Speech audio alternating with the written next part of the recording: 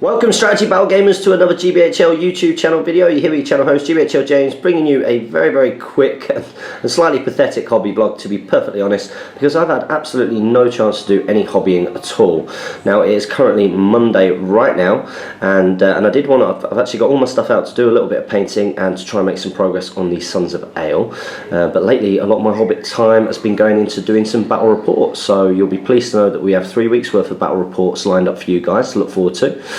So I was going to try and get these guys sort of up to scratch. I was going to do the brown leather, finish that off. I was going to do the saddle cloths, and I was going to do the horse's hair and tails, but I really don't have time to get that finished now. So what I am going to be doing, just very quickly, is finishing off the bases. So of course, if that doesn't interest you at all, you'll be able to see just right now, if it does interest you, where these bases are up to. So you can see that I have mostly painted the rims. I could probably do with a bit of going over. There's a few little chips there because I have been playing with these guys. They are already a battlefield standard, you'd say. You can see that I did the base colour of the brown, and I have actually sort of highlighted up some Mornfang brown on the smallest bits of gravel, but then I have gone and picked out the individual stones. So the next step for this is to do a dry brush with Shabti bone, and I'm going to come back when I've done that dry brush and we'll talk about the next process then.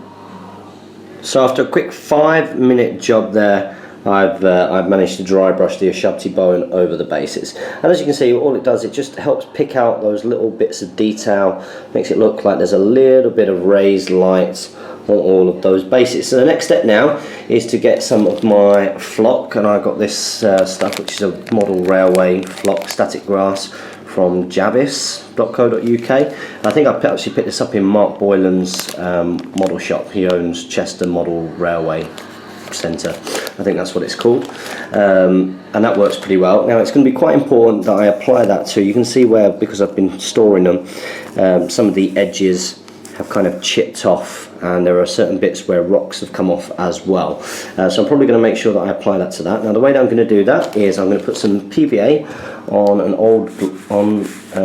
old paintbrush, just some nice cheap PVA there, and I'll make sure that I sprinkle the flock onto the model's base, and I'll do it over this so that I can reuse any bits that are missed. So what I'm going to do is I'm going to do that now, and I'll come back when I've done that.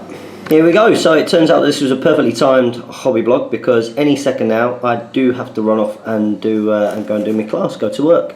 And as you can see here, just putting that static grass on, even though it's not all fully dried yet, makes an absolutely huge difference to each miniature. It really lifts a model. Now some of you might have seen me do my basing video before, so of course you'll know all of this process, and you'll have seen all of this in detail before, but it's a chance to see just how much a good base can lend itself to a well painted model, and hopefully the Sons of Eorl are going that way. I'm hoping that these guys will be pretty stunning in the end. So that now that the static grass is on, I'll wait for it to dry, and then the final step really is to pop these little tufts on, and I tend to just use these tufts because they're a little bit more expensive. I tend to use these tufts just on my favourite models and on heroes to really kind of give it a good lift. And what I'll do is I will give the person a little bit of a heads up, because I know that these are a lot cheaper than getting them elsewhere. So I'm going to put those tufts on now very quickly, even though the grass isn't fully dry, and I'll come back just to show you off the completed base. And here we go, this is the pretty much completed base. So you can see what a difference those tufts made to it. I put 2 on that one just to cover a hole, but mostly I've just put 1 on, because it just gives it that little bit of a lift. So there's another one there.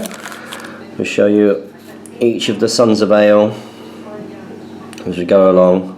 Now one thing that I might do with these bases, since I'm trying to sort of go up a level, is actually try and get some bits and pieces that I can put on the bases. So I've got quite a few sort of spare Rohan shields and stuff, and bits and pieces from broken models, and just to add a little bit of colour I might put some sort of shattered shields on the bases, maybe some casualties, just to really sort of make them stand out and look that little bit different. But you can see straight away what a huge difference a finished base is to a model.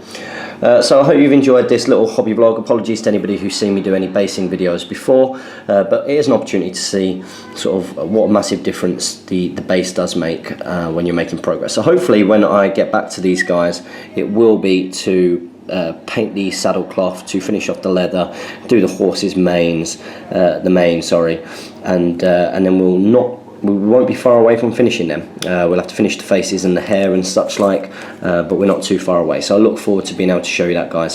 So as always, don't forget to comment, like, share and subscribe. One thing that we do notice is we get a lot more views than we do likes. So if you are watching this and you're being a bit stingy with the likes, just press that like button for us. It takes you guys 2 seconds and it helps us out tenfold. Comment as always, get involved, support your Hobbit hobby, and happy strategy battle gaming, guys.